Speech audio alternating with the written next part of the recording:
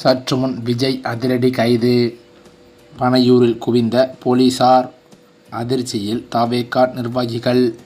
இன்னும் சில நாட்களில் நடக்கவிருக்கும் 2026 சட்டமன்ற தேர்தலை எதிர்நோக்கி தமிழக அரசியல் களமானது சூடுபிடிக்க தொடங்கியுள்ளது. நடந்து முடிந்த 5 ஆண்டு கால ஆட்சியில் திமுகவானது சிறப்பான ஆட்சியை நடத்தி மக்களுக்கு பல நலத்திட்ட உதவிகளையும் பல நலத்திட்டங்களையும் புதிதாக உருவாக்கி மக்களுக்கு பல சேவைகளை செய்து கொண்டு சிறப்பாக வருகிறது. இதன் காரணத்தினால் இந்த முறையும் எப்படியாவது ஆட்சியை கைப்பற்றிவிட வேண்டும் என்ற எண்ணத்தில் முதல்வர் ஸ்டாலின் பல வியூகங்களை வகுத்து வருகின்றார். தனது கூட்டணி கட்சிகளை பலமாக வைத்திருக்கும் திமுக மாற்றுக் கட்சியினரை தங்கள் கட்சியில் இணைக்கும் முயற்சியில் தீவிரம் காட்டியும் வருகிறது. மறுபக்கமோ கூட்டணியில் இருக்கும் கட்சிகள் கூடுதல் தொகுதிகளை கேட்டு வரும் நிலையில் அவர்களுடனும் சமரச பேச்சுவார்த்தை நடத்தி வருகிறது. இதனிடையே திமுக கூட்டணியில் தொடர்ந்து பல முக்கிய கட்சிகளும் இணைந்து வரும் நிலையில் தற்போது கடந்த தேர்தலில் அதிமுக கூட்டணியில் இருந்த SDPI கட்சி பாஜகவுடன் அதிமுக இணைந்ததை தொடர்ந்து தற்போது திமுக கூட்டணியில் இணைய வாய்ப்புள்ளதாகவே தகவல்கள் வெளியாகியிருக்கிறது. திருநெல்வேலியில் நடந்த கிறிஸ்துமஸ் விழாவில் முதல்வரை அக்கட்சியின் தலைவர் முபாரக் சந்தித்தது இதற்கு வலு சேர்த்துள்ளது. தமிழக வெற்றி கழகம் கட்சியும் கூட்டணி பேச்சுவார்த்தையில் உள்ள நிலையில் ஜனவரியில் கூட்டணி முடிவு எடுக்கப்படும் என SDPI கட்சி அறிவித்திருப்பதும் குறிப்பிடத்தக்கது. அதே சமயம் தமிழக அரசியல் வரலாறு அரை நூற்றாண்டுக்கும் மேலாக இரு துருவங்களை சுற்றியே சுழன்று கொண்டிருந்தது. திமுக அல்லது அதிமுக இந்த இரண்டு கட்சிகளுக்கு மாற்றாக எத்தனையோ சக்திகள் உருவெடுத்தாலும் இறுதியில் மக்கள் இந்த இரண்டில் ஒன்றையே ஆட்சி கட்டிலில் அமர வைக்கிறார்கள். ஆண்டில் அதாவது 2026 சட்டமன்ற தேர்தலை ஒட்டி பரவும் தற்போதைய அரசியல் அதிர்வுகள் இந்த இருதுருவ அரசியலுக்கு ஒரு முற்றுப்புள்ளி வைக்கப்படுமா என்ற விவாதத்தை மக்களிடையே பலமாக எழுப்பியிருக்கிறது. ஒரு புதிய பிளேயர் களத்திற்கு வரும்போது அதுவரை இருந்த சமன்பாடுகள் சிதைக்கப்படுவது இயற்கைதான்.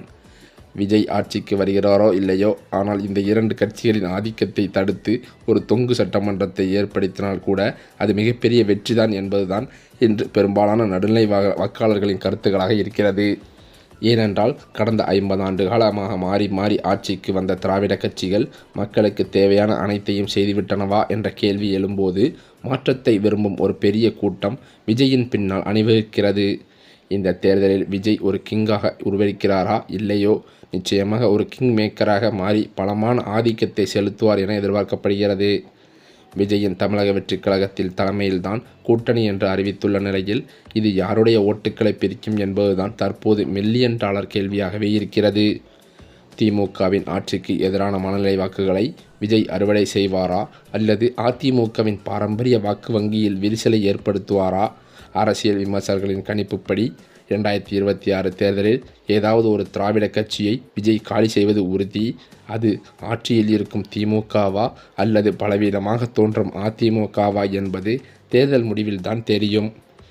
இளைஞர்கள் மற்றும் முதல் முறை வாக்காளர்களின் ஆதரவு விஜய்க்கு பெரும் பலமாக இருக்கிறது. ஜாதி மத அரசியலுக்கு அப்பாற்பட்டு ஒரு புதிய தலைமுறை மாற்றத்தை நோக்கி நகர்கிறது. திராவிட கட்சிகள் தங்களின் கட்டமைப்பு மற்றும் பணபலத்தால் இதுவரை கோலோச்சி வந்த நிலையில் விஜயின் வருகை அந்த தடையை உடைக்கும் என்றும் நம்பப்படுகிறது. ஒருவேளை எந்த கட்சிக்கும் பெரும்பான்மை கிடைக்காத சூழல் உருவானால் அது தமிழக அரசியலில் ஒரு புதிய ஜனநாயக பரிசோதனைக்கு வழிவகுக்குமாம். இது திராவிட கட்சிகளின் சர்வாதிகார போக்கை குறைக்கும் என்பது பொதுமக்களின் எதிர்பார்ப்பும் கூட. திராவிட கொள்கைகளில் இருந்து விலகாமல் அதே சமயம் நவீன அரசியலை முன்னெடுக்கும் விஜயின் அணுகுமுறை கவர்ச்சிகரமாகவே இருந்து வருகிறது. பெரியார், அண்ணா, MGR ஆகியோரின் பெயர்களை அவர் பயன்படுத்துவது திராவிட கட்சிகளின் ஆதரவாளர்களையும் அவர் பக்கம் இழுக்கும் முயற்சியாகவே பார்க்கப்படுகிறது. குறிப்பாக பார்த்தால் திமுக ஒரு தீய சக்தி, தவேகா ஒரு தூய சக்தி என்ற அவரது சமீபத்திய முழக்கம் திமுகவிற்கு எதிராக அதிமுகவுக்கு வாக்களிக்கும் பாரம்பரிய வாக்குகளை, அதாவது அதிமுக தொண்டர்களை தன் பக்கம் ஈர்க்கும் தந்திரமாகவும் கருதப்படுகிறது. இறுதியில் 2026 தேர்தல் என்பது வெறும் ஆட்சி மாற்றத்திற்கான தேர்தல் மட்டுமல்ல, அது தமிழகத்தின் அரசியல் கலாச்சாரத்தையே மாற்றப்போகும் ஒரு போர்க்களம் என்றும் கூறலாம். விஜயின் ஆட்சியை பிடிக்கிறாரோ இல்லையோ, திராவிட கட்சிகளின் ஓட்டுக்களை பிரிப்பதன் மூலம் அவர் ஒரு பலமான எதிர்க்கட்சியாக அல்லது மாற்றாக தன்னை நிர்ணயித்து கொண்டாலே அதுவே தமிழக அரசியலின் மிகப்பெரிய வெற்றியாகவே கருதப்படும். ஏனென்றால் 2026 ஒரு புதிய வரலாறு படைக்கப்படுமா என்பதை தீர்மானிக்கப் போவது வாக்காளர்களின் விரல் நுனி மட்டுமே என்பது பல அரசியல் கட்சி தலைவர் மத்தியிலேயே பரபரப்பாகவே பேசப்பட்டு வருகிறது. இப்படிப்பட்ட நிலையில்தான் புதிதாக உருவெடுத்திருக்கும் தமிழக வெற்றி கழகத்தில் நிர்வாகிகளின் போராட்டமே பெரும் போராட்டமாக பார்க்கப்பட்டு வருகிறது. ஏனென்றால் சமீபத்தில் கூட தூத்துக்குடி மாவட்ட செயலாளர் நியமனம் குறித்து பல்வேறு சர்ச்சைகள் கிளம்பிய நிலையில் தலைமை அலுவலகமான பனையூரிலேயே பல போர்க்களங்கள் வெடித்துள்ளதாக அதிர்ச்சி தகவல்கள் வெளியாகியுள்ளது. அது மட்டுமில்லாமல் தற்போதைய சூழ்நிலையில் தமிழக வெற்றி கழகமானது வளர்ந்து வரும் நிலையில் உள்கட்டமைப்பு அமைப்பது பெரும் போராகவே பார்க்கப்படுகிறது. அந்த வகையில் தற்போது ஒரு 8 மாவட்ட செயலாளர்கள் அறிவிக்கப்பட உள்ள நிலையில் அதற்கான ஆலோசனையில் ஈடுபட பனையூருக்கு வந்த விஜயை மறித்து பல்வேறு அரசியல் கட்சி தலைவர்கள், அதாவது தமிழக வெற்றி கழக நிர்வாகிகளை பல்வேறு போராட்டங்களை நடத்தி கட்சியில் உட்கட்டமைப்பு குறைகளை கூறி அதிர்ச்சியை ஏற்படுத்தியுள்ளதாக சொல்லப்படுகிறது. இந்த நிலையிலோ விஜய் தனது திரைத்துறை வாழ்க்கையின் உச்சத்தில் இருக்கும்போது ஆண்டுக்கு சுமார் 500 கோடி ரூபாய் வருமானம் தரக்கூடிய வாய்ப்புகளை துறந்துவிட்டு அரசியலுக்கு வந்திருப்பது ஏதோ ஒரு சாதாரண எதிர்க்கட்சி தலைவர் பதவியை அலங்கரிக்க அல்ல என்பது அரசியல் விமர்சகர்களின் பொதுவான கருத்தாக இருக்கிறது. அவரது உண்மையான இலக்கு ஆளும் கட்சியான திமுகவை வீழ்த்துவது மட்டுமல்ல, மாறாக தமிழகத்தின் அதிகார மையமான அந்த முதல்வர் நாற்காலியில் அமர்வதுதான்.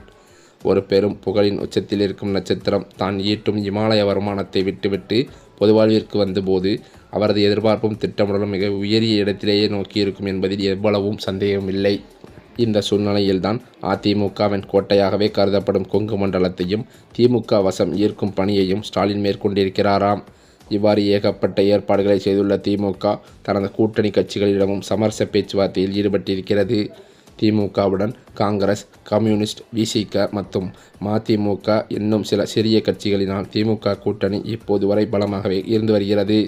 இப்போது இருக்கும் நிலையில் எந்த ஒரு கட்சியாலும் கூட்டணி இல்லாமல் ஆட்சிக்கு வர முடியாது என்ற காரணத்தினால் திமுக அதன் கூட்டணி கட்சிகளை பலப்படுத்தும் நோக்கில் செயல்பட்டு வருகிறது. அந்த வகையில் பார்த்தால் ஸ்டாலினுக்கு மேலும் பலத்தை கூட்டும் நோக்கில் நமது மக்கள் முன்னேற்ற கழகம் கட்சி திமுக கூட்டணியில் இணைந்துள்ளது. அதிமுக கூட்டணியில் பாஜகவை தவிர வேறு எந்த கட்சியும் சேராத நிலையில் திமுகவில் அதன் எண்ணிக்கை அதிகரித்து கொண்டே செல்வது இந்த தேர்தலிலும் திமுக வெற்றி பெறுவதற்கான அறிகுறியாகவே பார்க்கப்படுகிறது.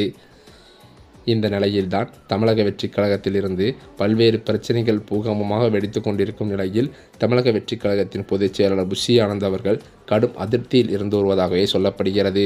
மேலும் அது மட்டுமில்லாமல் இந்த கரூர் சம்பவ சிபிஐ விசாரணை தொடர்பாக விசாரணைகளும் பிரச்சனைகளும் விஜயை சுற்றி நடந்து கொண்டிருக்கும் நிலையில் தேர்தலின் கூட்டணி குறித்து எந்தவொரு அதிகாரப்பூர்வ அறிவிப்பும் இன்னும் தவேகா சார்பில் வெளியிடாமல் இருப்பது பெரும் சலசலப்பை ஏற்படுத்தியிருக்கிறது.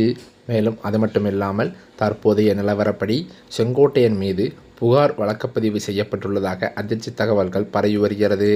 ஏனென்றால் அவர் எம்எல்ஏ பதவியை ராஜினாமா செய்த பின்பும் எம்எல்ஏ என்று மீண்டும் தவேகா சின்னம் கலரில் அவர் பெயர் பலகைகளை வைத்து வருவதாக அவர் மீது அதிமுகவினர் கடும் கண்டனம் தெரிவித்து புகார் வழக்குப்பதிவு செய்துள்ளதாக தகவல்கள் வெளிவந்துள்ளது. இதன் காரணத்தினால் செங்கோட்டையன் அவர்கள் இன்னும் ஓரிரண்டு நாட்களில் அதிரடியாக கைது செய்யப்படலாம் என்று காவல்துறை வட்டாரங்களும் தெரிவிக்கின்றன. இதன் அடிப்படையில் அவர் வீட்டில் போலீசார் குவிக்கப்பட்டுள்ளதாகவும் சொல்லப்படுகிறது.